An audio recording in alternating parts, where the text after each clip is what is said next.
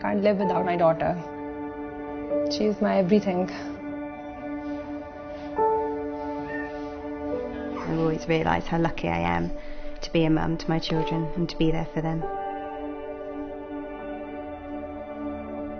Right from birth, a child needs a mother to cuddle, psychological care, physical care. The mother has to be there.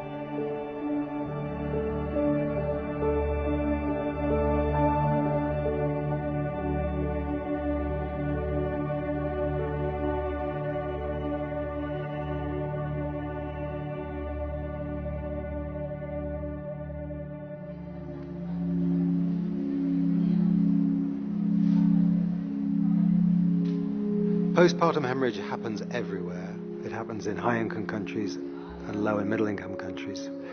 But most of the death is in poor countries. The United Nations have identified 20 countries to contribute to 77% of maternal deaths. The main countries are India, Bangladesh, Nigeria, Ethiopia, and Pakistan.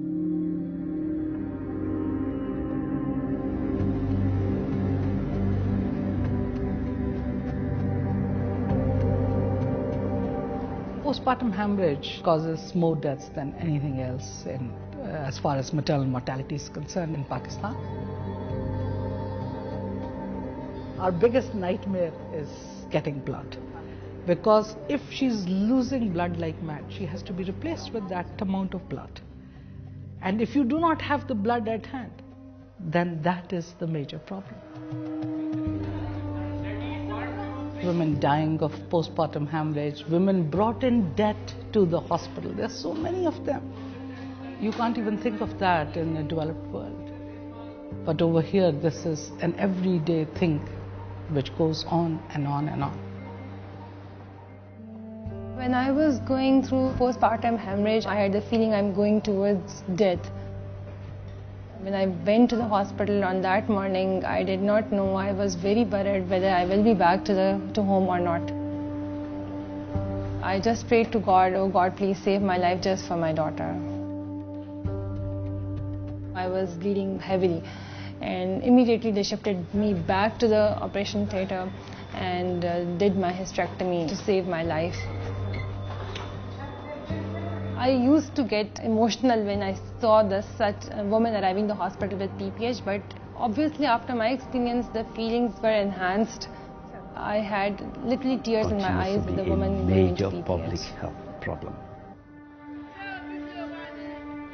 I lost my wife in 2013. She started bleeding, and the bleeding could not stop.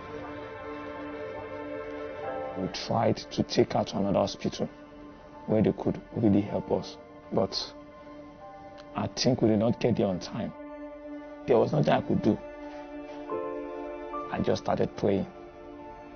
That's what I started doing, because I know there was no help coming immediately, because it was so early in the morning. To have a child without a mother is an experience that I will not pray for anyone to experience. In so many ways, it has affected me. Most women in the UK who are pregnant or about to give birth might never have heard of postpartum hemorrhage. Yet, of all the women giving birth, about 2% will actually develop postpartum hemorrhage. I just remember wanting to hold on and wanting to see my children and meet my babies properly, and not wanting to die, basically. I had heard that women used to die in childbirth in the Victorian age, and it used to be a big thing in England. Postpartum hemorrhage and severe blood loss is something that happened once in a while, and usually in countries where there weren't decent medical facilities. The mood really did change as I started to lose more and more blood. I could see there was just red all over the sheets, and everybody started to get a bit panicky. It was a very significant blood loss. I remember the staff saying that they hadn't had a blood loss of that gravity for a long time. I can just remember feeling like it could all go extremely wrong, and it was something that I hadn't anticipated. I started to become aware that there was a real possibility that I would have to have a hysterectomy. That was a very scary moment. The idea of losing my womb on the same day as giving birth to my children is just, it's so huge, it's unimaginable. These women's lives could be saved, those children's mothers could be saved. Something needs to change.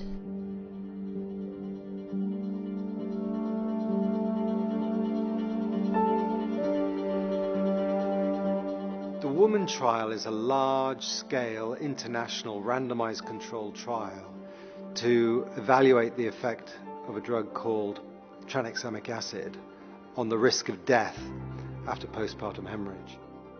The drug is cheap, is easily available, and can be administered by a nurse or a midwife or a junior doctor. It is found to be very useful in trauma. About 10-15% less deaths in trauma if you use that. But its role in pregnancy, delivery, PPH, etc. is not known up till now. To set up a huge trial is a scary thing. We needed to have 20,000 women.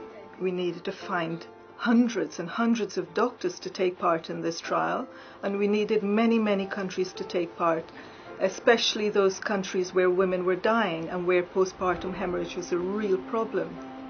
Any initiative that is directed at this major public health problem, of course, we welcome readily, wholeheartedly.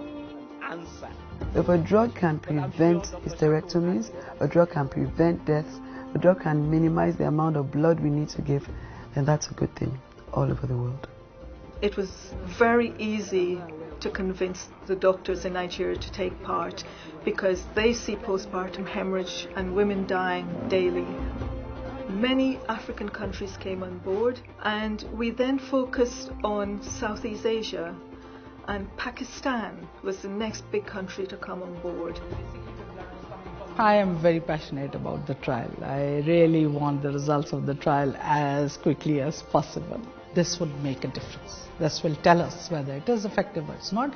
And obviously, if it is shown to be effective, I'm sure the World Health Organization is going to put it on the essential drug list.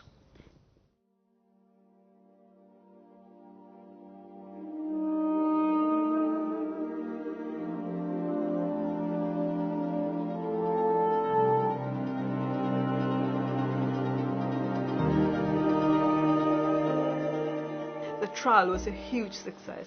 The most important result from the Woman trial is that you can use tranexamic acid to reduce the risk of a woman dying, and you can reduce that risk by about 30%. The key thing is to get the treatment to that woman really early. We have hit upon a treatment that will save thousands of lives of women in Nigeria and also globally. Even if one single death can be prevented by any intervention, that is good enough. In research, you've got a choice. You can either be a big part of something trivial or a small part of something really worthwhile. And we opted to bring people together to do something that none of them could have done on